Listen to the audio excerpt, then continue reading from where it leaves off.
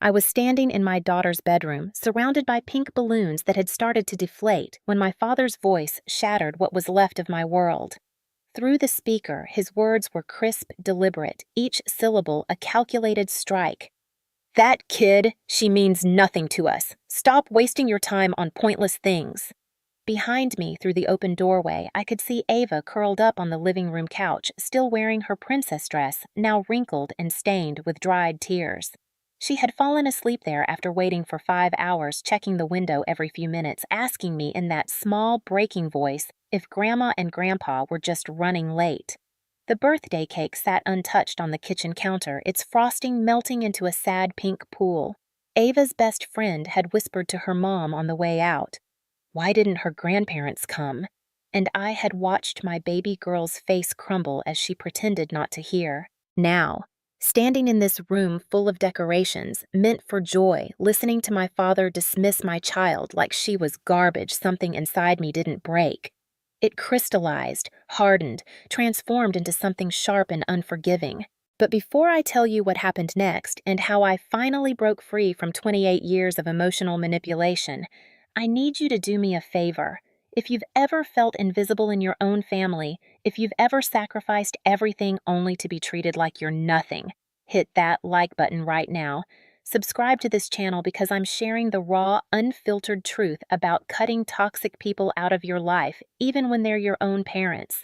And drop a comment telling me, have you ever had to choose between your child and your parents? I read every single one. Now let me take you back to where this nightmare really began. My name is Eleanor Vance, though everyone calls me Ellie. I'm a 32-year-old single mother living in a modest 2-bedroom apartment in Portland, working as a graphic designer from home. Every Monday morning at 9 sharp, I would sit at my computer and watch the cursor hover over the same recurring payment. $700 to Arthur and Victoria Vance, my parents. Not because they needed it for survival, but because somewhere deep in my desperate, foolish heart, I believed that money could buy something money should never have to buy. Love. Acknowledgement. The simple recognition that I existed. I had been doing this for 3 years, every single month. $700 transferred at 9 in the morning on the first, like clockwork, like breathing, like a punishment I had somehow convinced myself was love. $25,200 total. I knew the exact number because I had calculated it one night at 3 in the morning when I couldn't sleep, when Ava had a fever, and I was rationing children's Tylenol because I couldn't afford to buy a new bottle until payday. $25,000 that could have been Ava's college fund. That could have paid for 2 years of art classes where she could have learned to paint the families she drew so desperately. That could have bought her a winter coat that actually fit instead of the one from the thrift store with the broken zipper that she wore without complaint because she knew even at 6 years old that money was tight.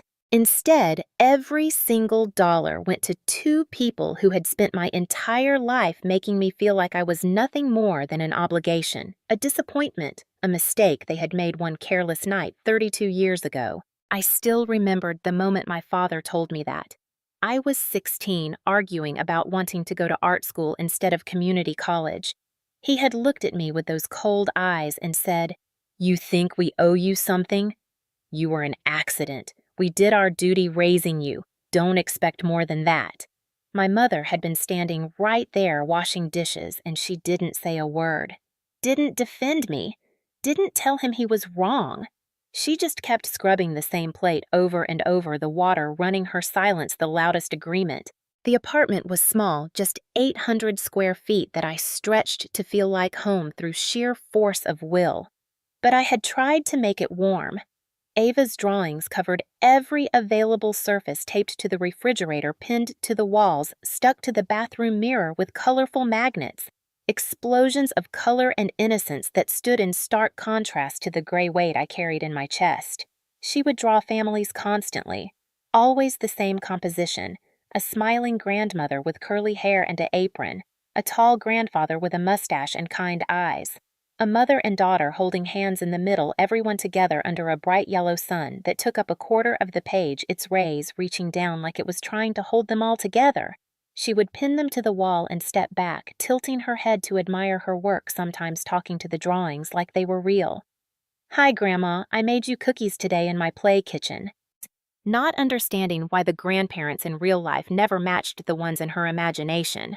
Not understanding why they never called on her birthday, never sent a card, never asked how she was doing in school. There was one drawing that absolutely broke me. She had made it for Mother's Day, carefully writing "My Family" at the top in wobbly letters she had practiced for hours. In it, she had drawn herself holding one of my hands. My other hand was empty, reaching toward two figures she had drawn in the far corner of the page, separated by what looked like a wall or a barrier. She had colored them gray, not with the bright, happy colors she used for everything else. Gray. When I asked her about it, she said matter-of-factly, "That's Grandma and Grandpa. They're far away because they're too busy to come over." 6 years old and already making excuses for people who didn't deserve her understanding. It was a Tuesday morning in early October when Ava asked me the question that would eventually change everything.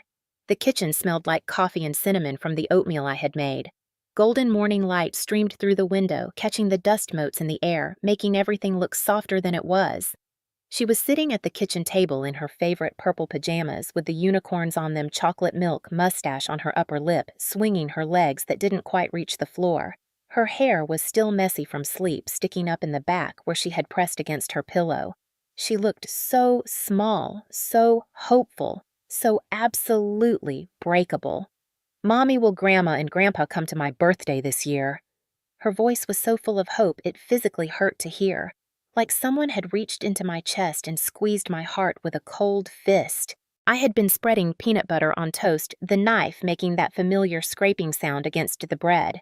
My hand froze mid-stroke. The knife hung in the air. I could feel my throat closing up, could feel that familiar burning behind my eyes that meant tears were coming. I blinked them back. I had gotten good at that over the years, blinking back tears, swallowing disappointment, pretending everything was fine when it absolutely wasn't. "We'll see, baby. We'll see." Even as I said it, I hated myself for not being honest with her, for feeding her the same hope that had poisoned my own childhood. "We'll see. Maybe. Perhaps. Possibly." All those words that meant no, but didn't have the courage to say it out loud. But I already knew the answer. They hadn't come last year. I had sent them 3 reminders, called twice, even offered to pick them up and drive them myself.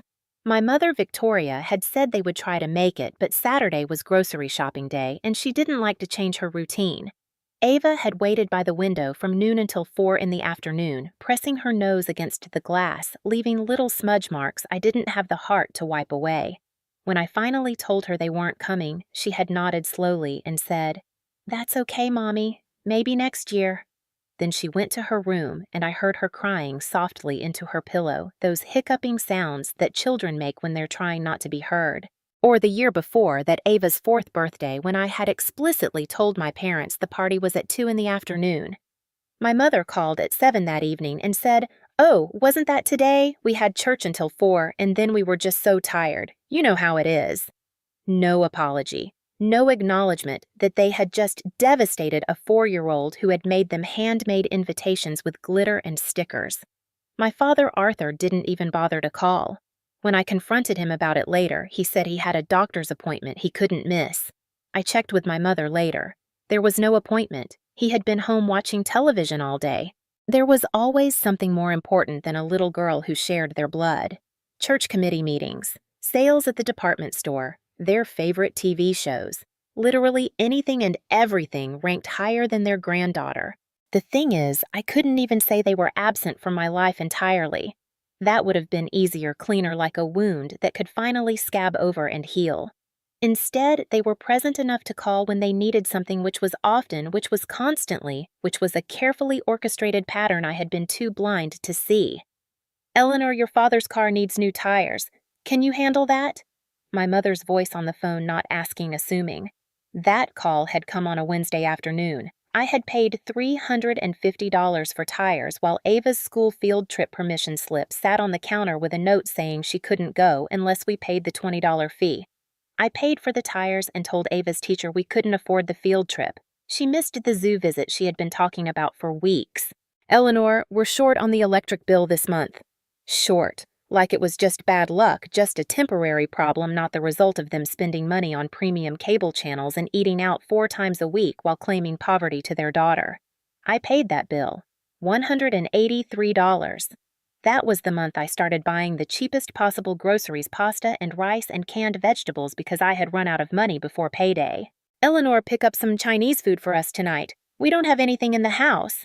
That wasn't a request. That was my Thursday evening for 2 years straight. Drive 20 minutes to their house, deliver food I had paid for, watch them eat it without saying thank you, without asking if I had eaten, without inviting me to sit down. Then drive 20 minutes home, where Ava would ask why we couldn't get Chinese food too, and I would make grilled cheese sandwiches and pretend I preferred them. The requests came like clockwork, and I answered every single one because I was still that little girl desperate for her parents' approval. Still hoping that if I just gave enough, sacrificed enough, proved myself worthy enough, they would finally love me the way I needed them to. Still believing that there was some magic threshold, some invisible line I could cross where I would finally be enough. Just a little more money. Just a little more help. Just a little more of myself carved away and handed over. Then, surely they would see my value. Then they would look at Ava and see something worth celebrating. Then we would become the family in her drawings together under that bright yellow sun. My brother Daniel knew what they were like. He had moved to Seattle 5 years ago and rarely came back. We would talk on the phone occasionally, both of us dancing around the elephant in the room, neither wanting to admit out loud that our parents were incapable of love. I would later learn that he had been sending them money too. $500 a month, for 5 years. They had played us both, keeping us separate, making sure we never compared notes, extracting maximum resources from their 2 children who were foolish enough to believe that maybe, just maybe, this month would be different. As Ava's 6th birthday approached, I went all out. I told myself this would be the year everything changed. I rented a bounce house. I bought decorations from 3 different stores to make sure I got exactly the right shade of pink. I ordered a custom cake with a princess castle on top. Towers made of sugar and dreams. I invited 12 of her classmates, all of them tiny tornadoes of energy who would run through our small apartment like it was a palace. And I called my parents. Mom, it's Ava's birthday next Saturday, 2 o'clock. I'm texting you the address again just in case. Victoria's voice on the other end was as warm as a January wind. We'll try to make it, Eleanor. You know how busy we are. Please, Mom, it would mean the world to her. Silence. Then, we'll see. That was all I got. We'll see. 2 words that meant absolutely nothing and somehow still managed to crush me. The day of the party arrived with perfect October weather. Crisp air, golden sunlight, leaves turning brilliant shades of orange and red. Ava woke up at 6 in the morning, too excited to sleep. She insisted on putting on her pink princess dress immediately, even though the party wouldn't start for 8 hours. I helped her into it, zipping up the back, watching her spin in front of the mirror with pure joy radiating from every inch of her small body. I look like a real princess, Mommy. You are a real princess baby girl. She grabbed my hand.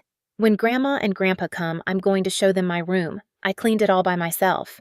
My throat tightened. That's wonderful, sweetie. I had texted my mother that morning, a simple reminder. Party starts at 2. Hope to see you both. No response. I texted again at noon. Just confirming you got the address. Nothing. At 1:30, I called. It rang 6 times and went to voicemail. The guests started arriving at 2. Children poured through the door in a wave of laughter and chaos. The bounce house became an instant hit. Cake and juice boxes and presents piled up on the table. And Ava, my beautiful, hopeful little girl, kept running to the front door every 10 minutes, pressing her face against the glass, looking for a car that would never come. By 3 o'clock, her smile had started to fade. By 4, she had stopped checking the door. By 5, when the last guest left and she sat alone on the front steps, still in her princess dress, now stained with juice and frosting, she looked up at me with eyes that were too old for a 6-year-old. Mommy, am I not good enough? Is that why they didn't come? I dropped to my knees and pulled her into my arms so tightly I was afraid I might break her. No, baby. No, no, no. You are perfect. You are everything. This has nothing to do with you. But she had already learned the lesson I had spent my whole life learning. Some people are incapable of love, and no amount of being good enough will ever change that. After I put Ava to bed that night, I checked my phone. One message from Victoria sent at 4:15. Happy birthday to Ava. Dad and I were a bit busy today. No apology, no explanation. Just that. A bit busy. Like my daughter's 6th birthday was on the same level as getting stuck in traffic or missing a sale at the grocery store. I sat on my bed in the dark and let the rage build. It started as a small flame in my stomach and grew until I could feel it in my fingertips behind my eyes and every breath I took. I had spent years making excuses for them. They had a hard childhood. They didn't know how to express emotion. They were products of their generation. But in that moment, staring at that pathetic text message, I realized something crucial. I had been setting myself on fire to keep them warm, and they hadn't even noticed I was burning. I called my father. He picked up on the third ring, his voice gruff and annoyed. What is it, Eleanor? Why didn't you come today? Come where? To Ava's birthday party, your granddaughter's 6th birthday. He sighed like I had just asked him to explain calculus to a toddler. We were busy. We already told you that. Too busy for 2 hours, too busy to see your only grandchild. Eleanor, don't be dramatic. The kid doesn't even know us. She doesn't know you because you've never bothered to meet her. She drew you pictures. She cleaned her room. She waited by the door for 3 hours. That's not our problem. His voice went cold, that particular tone he used when he was done with a conversation and wanted me to shut up and go away. That kid, she means nothing to us. Stop wasting your time on pointless things. The line went dead. He had hung up on me. And those words, she means nothing to us, echoed in my head like a gunshot in an empty room. I sat there for a long time, phone still pressed to my ear, listening to dead air. Then something inside me clicked. Not broke. Clicked. Like a lock turning a door, opening a switch being flipped. I had spent 28 years trying to earn love from people who didn't have any to give. And in doing so, I had neglected the one person who loved me unconditionally. My daughter, the person who actually mattered. I opened my banking app. My hands were shaking but steady at the same time, if that makes any sense. I navigated to recurring payments. Arthur and Victoria Vance, $700 monthly. I clicked delete. A confirmation screen popped up. Are you sure you want to cancel this payment? My finger hovered over the yes button for maybe half a second. Then I pressed it. The screen updated. Payment canceled. 3 simple words that felt like a declaration of independence. But I didn't stop there. I went through every autopay, every scheduled transfer, every single financial thread that connected me to them. The car insurance I paid for my father. Canceled. The premium cable package for my mother. Canceled. The pharmacy delivery service. Canceled.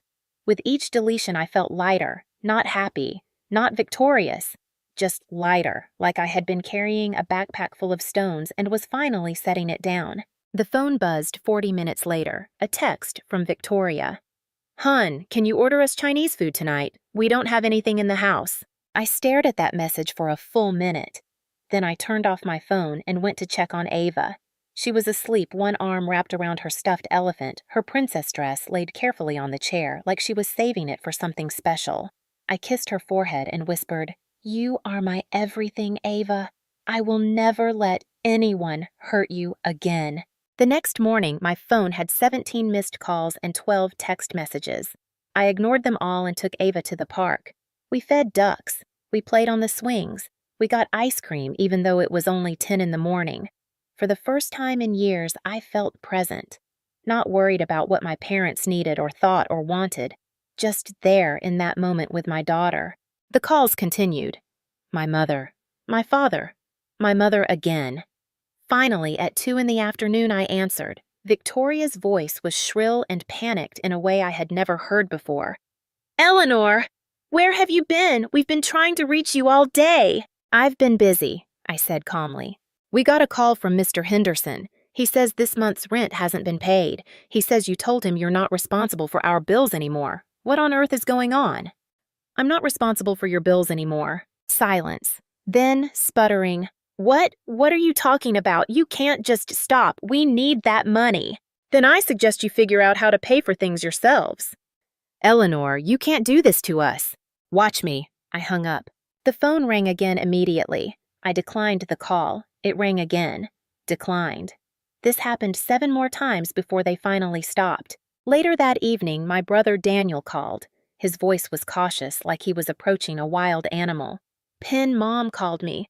She said you've lost your mind, said you cut off all their money." "Yeah, I did." I heard him exhale slowly. "Good. What?" I said good. I did the same thing 2 months ago. I almost dropped the phone. "What you've been sending them money to?" "500 a month for 5 years. They told me you wanted nothing to do with them, that you were too busy with your perfect life to care about your family. They told me never to contact you because you'd made it clear you wanted nothing to do with any of us." The betrayal hit me like a physical force. They had lied. They had kept us apart deliberately, systematically ensuring that Daniel and I never compared notes, never realized we were both being bled dry for the same false promise of love. "Dan, I had no idea. I thought you just didn't want to be involved." "Same here. I thought you had abandoned them and it was my responsibility to take care of everything." He laughed, but it was bitter. Looks like we were both idiots. "Not anymore." "Not anymore," he agreed. We talked for 2 hours that night, comparing stories, comparing wounds, realizing that we had both been victims of the same manipulation. Our parents had perfected the art of extracting maximum resources while providing minimum love. They had turned us into ATM machines with guilt complexes. The next few days were quiet, too quiet. I kept expecting another phone call, another emergency, another crisis that only my money could solve. But nothing came. Until Wednesday morning when my phone lit up with a Facebook notification. I had been tagged in a live video. The title made my blood run cold. "The truth about our daughter." My hands were shaking as I clicked on the link. There they were. My mother and father sitting in their living room, the one I had helped furnish, looking directly into the camera with expressions of practiced suffering. The video had already been live for 20 minutes and had over 300 viewers. Victoria was talking, her voice trembling with manufactured emotion. "We don't usually do this. We're private people, but we need to set the record straight about some terrible lies that have been spreading about us." She dabbed at her eyes with a tissue. "Our daughter Eleanor has been telling people that we're monsters, that we don't care about our family, that we've abandoned our granddaughter. None of this is true."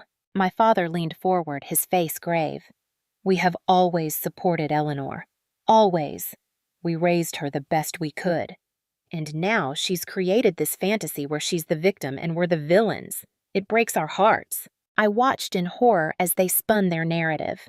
According to them, I was an ungrateful, manipulative daughter who was using my child as a weapon.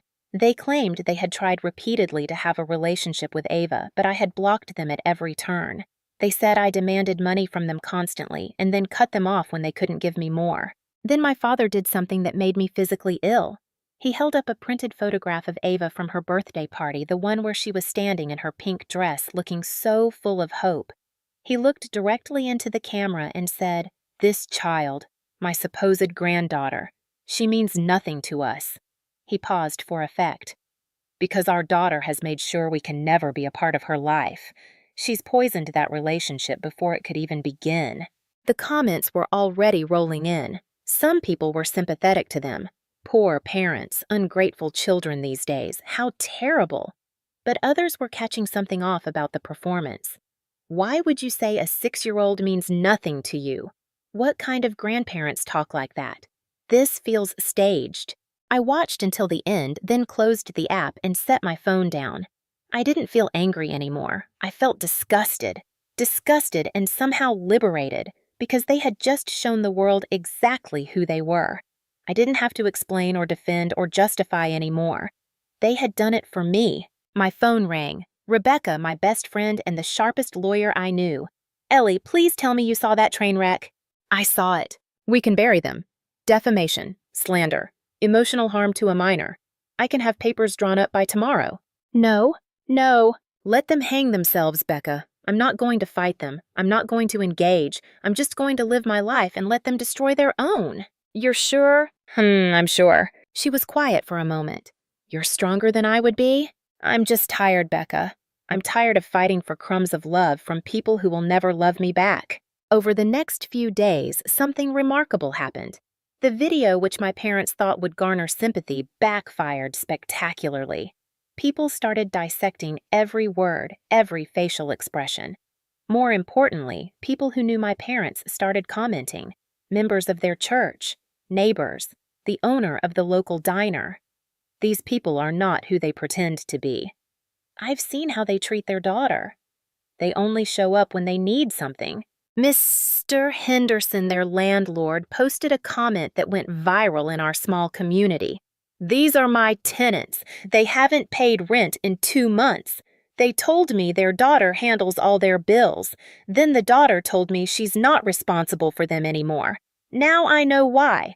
This video tells me everything I need to know about their character. They have 30 days to vacate." The momentum built like a wave.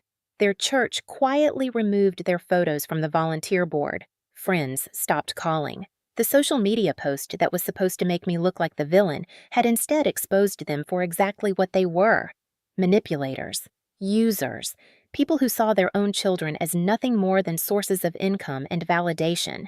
Daniel called me 3 days after the video. "Have you been keeping up with the comments?" "Some of them. It's beautiful pen. It's like watching karma in real time." "I don't feel beautiful, I just feel empty." "That's okay too. You're allowed to grieve what you never had." The following weekend was a family reunion at my Uncle James's house in the suburbs. I hadn't planned to go. The thought of facing questions and judgment and having to explain myself felt overwhelming. But then my cousin Lauren called. "Ellie, you have to come. Trust me on this." "Why?" "Just trust me." So I went. Ava wore her favorite overalls with flowers embroidered on the pockets. She held my hand as we walked up to the big house with the wraparound porch, the place where I had spent so many childhood summers feeling like the odd one out. Family members greeted us warmly, too warmly, like they knew something I didn't. And then I saw them, my parents, standing in the corner of the backyard, looking small and out of place. They hadn't been invited, but they had shown up anyway, probably hoping to play the victim card in person to gather sympathy from relatives who hadn't seen the whole picture. Victoria spotted me and her face lit up with false warmth. "Eleanor, oh sweetheart, we've missed you so much." She started walking toward me, arms outstretched like we were about to have a tearful reunion. I took Ava's hand and stepped back. "Don't." The whole yard went quiet. Uncle James appeared at my side, his presence solid and reassuring. Arthur stepped forward, his voice taking on that commanding tone he used when he wanted to control a situation. "Now, Eleanor, let's not make a scene. We're family. We can work through this." "There's nothing to work through." Victoria's lower lip trembled. "How can you be so cruel? We're your parents." Before I could respond, Lauren stepped into the center of the yard holding her phone. "Hey, everyone. Since we're all here, I thought we could watch something interesting." She connected her phone to the outdoor speaker system. "This is the live video that Arthur and Victoria posted a few days ago. The one where they try to explain what terrible people their children are." "Lauren, that's not necessary," Victoria said, her voice rising with panic. "Oh, I think it is." Lauren hit play. The video played for everyone to hear. My parents' voices echoed through the backyard as they laid out their carefully constructed lies. But Lauren had done something clever. She had edited together the live stream with the recording of my father's phone call, the one where he said Ava meant nothing to them. Somehow she had gotten it. Later, I would learn that Daniel had recorded his own similar call and sent it to her. The two audio tracks played side by side. In the live stream, Arthur saying, "She means nothing to us because our daughter has poisoned the relationship." And then the phone call, his voice cold and clear. "That kid, she means nothing to us. Stop wasting your time on pointless things." The backyard was completely silent. You could hear birds chirping, leaves rustling, but not a single human sound. My father's face had gone from red to white. My mother looked like she might be sick. Uncle James, a man of few words who had always been kind to me, walked over to my parents. "I think you two need to leave." "James, you don't understand," Victoria started. "I understand perfectly. You're not welcome here." No one argued. No one defended them. My parents walked out of that backyard in complete silence, shoulders hunched, the weight of their own lies finally crushing them. I watched them go and felt nothing. Not satisfaction, not vindication. Just a quiet sense of finality. Ava tugged on my hand. "Mommy, why did they leave?" "Because sometimes people make choices that hurt others, and then they have to live with those choices." Are they going to come back? No, baby, they're not. She thought about this for a moment, then smiled. Okay, can I go play with Emma now? Of course. I watched her run off to join the other kids, her laughter carrying across the yard like music. In that moment, I realized something profound. I had spent my entire life fighting for a place in my parents' hearts, not understanding that I already had everything I needed. I had Ava. I had Daniel. I had real friends like Rebecca and Lauren who showed up when it mattered. I had built a life despite them, not because of them. The aftermath was swift and decisive. The viral video reached local news outlets. Grandparents exposed for abandoning grandchild, read one headline. Their church released a carefully worded statement about healing and forgiveness that everyone understood meant they were being quietly removed from membership. Mr. Henderson followed through on his eviction notice. Friends and neighbors who had once smiled and waved now crossed the street to avoid them. I received one last message from my mother 2 weeks later. Eleanor, please, we made mistakes. Can we talk? I looked at that message for a long time. Part of me, the little girl who had always wanted her mommy to love her, wanted to respond, wanted to give them one more chance. But then I looked at Ava, who was drawing another picture, this one showing just the two of us holding hands under a rainbow, both of us smiling. I deleted the message without responding. Months passed. Ava's 7th birthday came around. This time there was no checking the door, no waiting for grandparents who would never come. Instead, we invited Daniel, who flew in from Seattle. We invited Rebecca and her wife. We invited Ava's teacher, Miss Sarah, and 3 of her closest friends. We had pizza and a chocolate cake and played games until everyone was exhausted and happy. As I tucked Ava into bed that night, she looked up at me with those big, wise eyes. This was the best birthday ever, Mommy. Better than last year. Way better, because everyone who was here loves me. I kissed her forehead and felt tears prick my eyes, but they were good tears this time. You're so smart, baby girl. I know, she said matter-of-factly, and we both laughed. I learned something crucial through all of this. Cutting toxic people out of your life, even when they're family, isn't cruel. It's self-preservation. It's choosing yourself and the people who actually love you over the fantasy of what you wish relationships could be. I had spent 28 years chasing approval from people who were fundamentally incapable of giving it. And in doing so, I had nearly sacrificed my own happiness and my daughter's sense of worth. Today, Ava is thriving. She's confident, creative, surrounded by people who show up for her.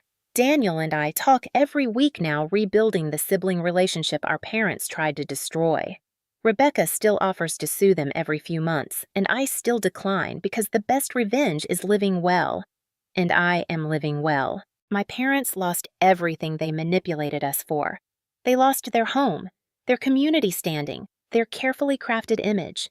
And most importantly, they lost access to 2 children and a grandchild who could have brought meaning to their lives if they had only been capable of love. I don't hate them. I don't wish them harm. I simply wish them out of my life. And that's a wish that came true. Here's what I want you to understand. If you're in a relationship where you're constantly sacrificing yourself and getting nothing in return, where you're treated as a resource rather than a person, where your children are dismissed and devalued, you have permission to walk away. Blood doesn't obligate you to set yourself on fire for people who won't even acknowledge you're burning. You deserve better. Your children deserve better. So tell me, have you ever had to cut someone toxic out of your life? How did you know it was time? Drop your story in the comments, because I promise you, you're not alone. And if this resonated with you, if you felt that same empty pit in your stomach when someone who should love you proves they can't hit that like button and subscribe. Every week I share more stories about setting boundaries, reclaiming your life, and learning that sometimes the family you choose is stronger than the family you're born into. You are not obligated to keep toxic people in your life just because you share DNA. Remember that. Your peace matters more than their expectations.